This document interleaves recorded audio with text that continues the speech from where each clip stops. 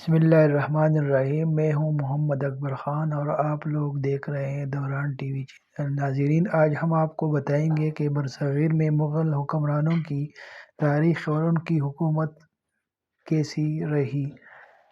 ناظرین، مغلیہ سلطنت برصغیر پاک و ہند کی تاریخ کی سب سے اہم اور بااثر سلطنتوں میں سے ایک تھی۔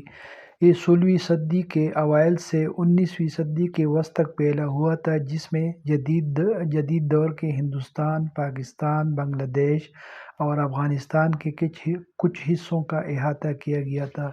مغل حکمران اپنی مضبوط حکمرانی، ثقافتی سرپرستی اور تعمیراتی کامیابیوں کے لیے جانے جاتے تھے۔ مغل حکمرانوں اور ان کی طرز حکمرانی کا ایک مختصر جائزہ پیش کیا جاتا ہے۔ بابر، جس نے 1526 سے 1530 تک حکومت کی۔ تیمور اور چنگیز خان کی اولاد بابر نے 1526 میں پانی پت کی پہلی جنگ میں دہلی کی سلطنت ابراہیم لودھی کو شکست دینے کے بعد مغلیہ سلطنت قائم کی۔ اس نے مرکزی انتظامیہ اور فوجی اصلاحات متعارف کروائی۔ اگرچہ اس کا دور حکومت مختصر تھا، لیکن اس نے ہندوستان میں مغلیہ سلطنت کی بنیاد رکھی۔ ہمایوں، بابر کے بیٹے ہمایوں کو اپنی حکمرانی کے لیے بے شمار چیلنجز کا سامنا کرنا پڑا، جن میں شیر شاہ سوری کی بغاوتیں اور حملے شامل ہیں۔ اس نے اپنی دوری حکومت میں تخت کھو دیا اور دوبارہ حاصل کر لیا۔ بالآخر فارسی سپاہ حکمرانوں کی مدد سے دوبارہ اقتدار پر قبضہ کر لیا۔ ہمایوں کی حکمرانی طاقت کو مستحکم کرنے اور استحکام کی بحالی کی کوششوں سے نشان زدہ تھی۔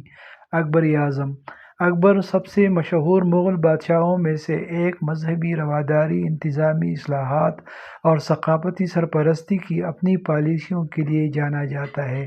اس نے صوبوں کے نظام کے ساتھ ایک مرکزی انتظامیہ قائم کی اور مؤثر حکمرانی کو یقینی بنانے کے لیے قابل گورنر مقرر کیے۔ اکبر کے دور حکومت میں مغل دربار اور انتظامیہ میں متنوع ثقافتوں اور مذاہب کے انضمام کو دیکھا گیا، جس کے نتیجے میں ہم آہنگ ہند اسلامی ثقافت کی ترقی ہوئی۔ جہانگیر، اکبر کے بیٹے جہانگیر نے اپنے والد کی مذہبی رواداری اور ثقافتی سرپرستی کی پالیسیوں کو جاری رکھا۔ اس کا دور فن، ادب اور فنی تعمیر پر زور دینے کے لیے جانا جاتا ہے۔ مغل دربار فنکارانہ فضیلت کا مرکز بن گیا۔ جہانگیر کی حکمرانی اگرچہ کسی حد تک اس کی عیش و عشرت کی وجہ سے چھائی ہوئی تھی، لیکن سلطنت میں استحکام اور خوشحالی برقرار رہی۔ شاہ جہاں، جو تاج محل اور دیگر تعمیراتی عجائبات کی تعمیر کے لیے جانا جاتا ہے، نے بہت خوشحالی اور ثقافتی دولت کے دور میں حکومت کی۔ ان کے دور حکومت میں مغل فن تعمیر کی بلندی اور فنونی لطیفہ اور ادب کے فروغ کا مشاہدہ کیا گیا۔ شاہ جہاں کی طرز حکمرانی میں انتظامی اصلاحات اور مرکزی حکمرانی کے تسلسل کی خصوصیت تھی، حالانکہ اسے اپنے اقتدار کے بعد کے سالوں میں اپنے بیٹوں کی طرف سے چیلنجوں کا سامنا کرنا پڑا۔ اورنگزیب، عظیم مغل بادشاہوں میں سے آخری اورنگزیب نے سلطنت کو اس کی سب سے بڑی علاقائی حد تک بڑھایا، لیکن مذہبی عدم برداشت اور حد سے زیادہ توسیع پسندی کی اپنی پالیسیوں کی وجہ سے اسے چیلنجز کا سامنا کرنا پڑا۔ اس نے غیر مسلموں پر جزیہ ٹیکس دوبارہ نافذ کیا اور سخت اسلامی قوانین کو نافذ کرنے کی کوشش کی۔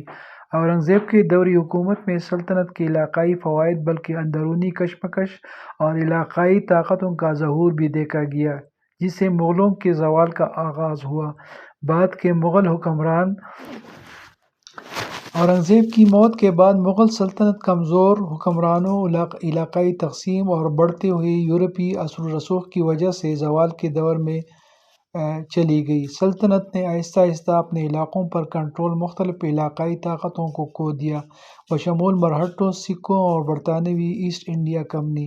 آخری مغل بادشاہ بہادر شاہ دوم کو 1857 کے ہندوستانی بغاوت کے دوران معزول کر دیا گیا تھا، جس نے ہندوستان میں مغل حکومت کے خاتمے کی نشاندہی کی تھی۔ مجموعی طور پر مغل حکمرانوں نے مختلف طرز حکمرانی کے نظام، انتظامی اصلاحات اور ثقافتی پالیسیاں نافذ کیں، جنہوں نے برصغیر پاک و ہند پر دیرپا اثرات چھوڑے، اس کی تاریخ اور شناخت کو تشکیل دیا۔ ناظرین، اگر آپ کو یہ ویڈیو اچھی لگی ہو تو آپ اس ویڈیو کو لائک کریں اور ہماری دوران ٹی وی چینل کو سبسکرائب کریں تاکہ ہماری آئندہ ویڈیو آپ کو بغیر کسی مشکل کے پہنچ سکے۔ شکریہ۔